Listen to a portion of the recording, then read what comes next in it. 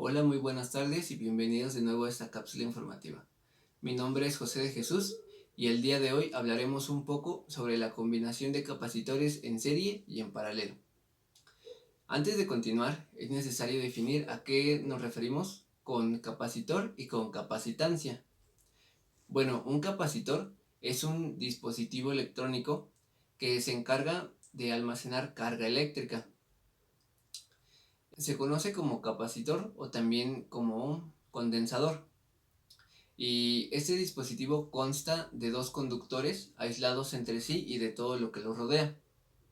Cuando este condensador se encuentra cargado, la carga en cada uno de los conductores es igual pero de signo contrario, es decir, una es positiva y la otra negativa.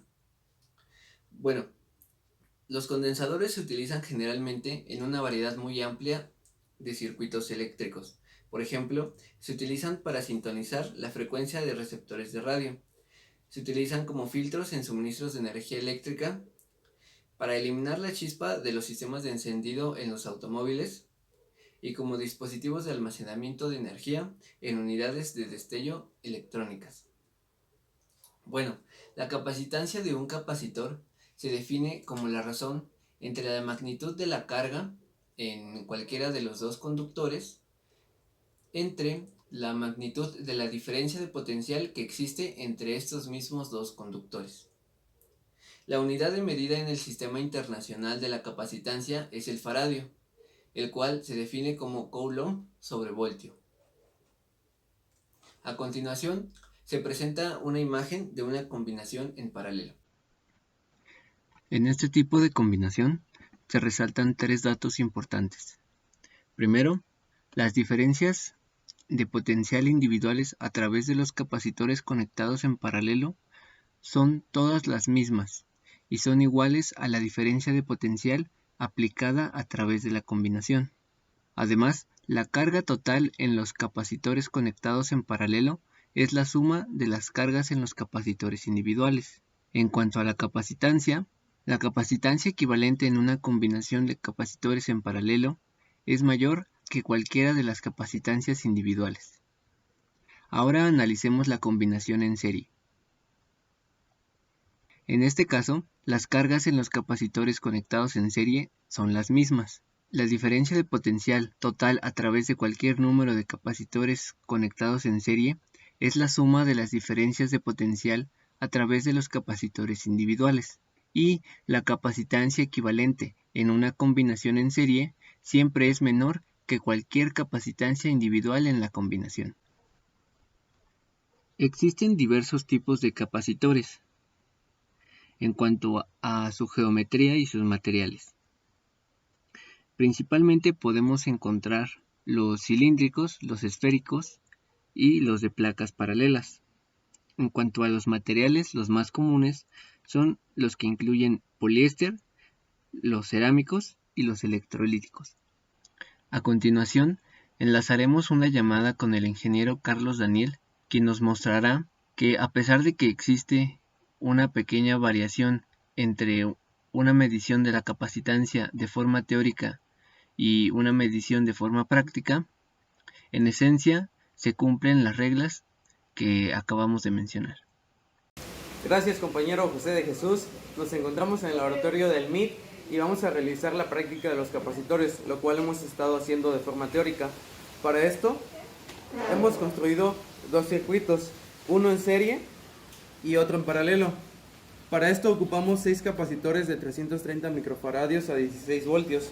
Características de un circuito de capacitores en serie.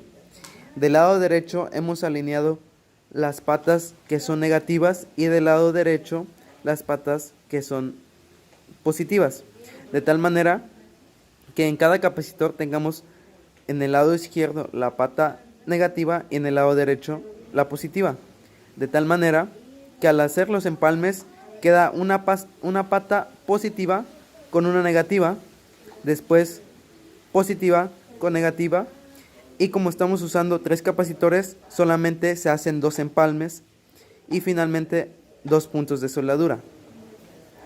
En el caso de un arreglo en paralelo, tenemos la siguiente alineación. En una misma línea se van a compartir las patas negativas y en la otra línea las patas positivas, de tal manera que una sola línea tenga polaridad positiva y la otra línea tenga polaridad negativa. Ya están ensamblados los circuitos y ahora vamos a hacer lo que hemos hecho en teoría. Para esto necesitamos un multímetro que tenga función de medir capacitancia. Lo vamos a encender y lo pondremos en función de capacitancia. Como vemos, está en modo capacitancia y está en la escala de nanofaradios. Para el caso del circuito en serie, vamos a poner las puntas. Recordemos que los condensadores tienen polaridad. Entonces, como vemos, la pata más corta es la pata negativa. Análogamente, la pata más larga es la pata positiva. Entonces haremos lo siguiente. Vamos a poner las puntas del multímetro, en este caso el capacitómetro, la larga con la punta roja y la negra con la punta corta. Después de unos instantes, el multímetro en capacitancia nos debe medir qué capacitancia tiene. En este caso, el multímetro nos arroja que tenemos 122.5 microfaradios. Haremos lo mismo para el circuito en paralelo. En el caso del circuito en paralelo lo podemos medir en cualquier línea del empalme, pero de la misma manera debemos de conservar la polaridad. La pata corta es la negativa y la larga es la positiva. Medimos. Después de breves instantes podemos ver que nos arroja una medida de 1.118, pero en este caso son 1.118 milifaradios. Como podemos darnos cuenta, y con la misma teoría, cuando tenemos un circuito en serie, la capacitancia equivalente debe ser menor a la capacitancia del menor capacitor. En este caso, los tres capacitores son de 330 microfaradios. La capacitancia total que nos dio es menor de 330 microfaradios. En el caso de los circuitos en paralelo, sabemos que se suman las capacitancias. Teóricamente, tenemos que son capacitores de 330 microfaradios. Se ha hecho la medición individualmente y vemos que oscilan entre los 370 y 365 microfaradios.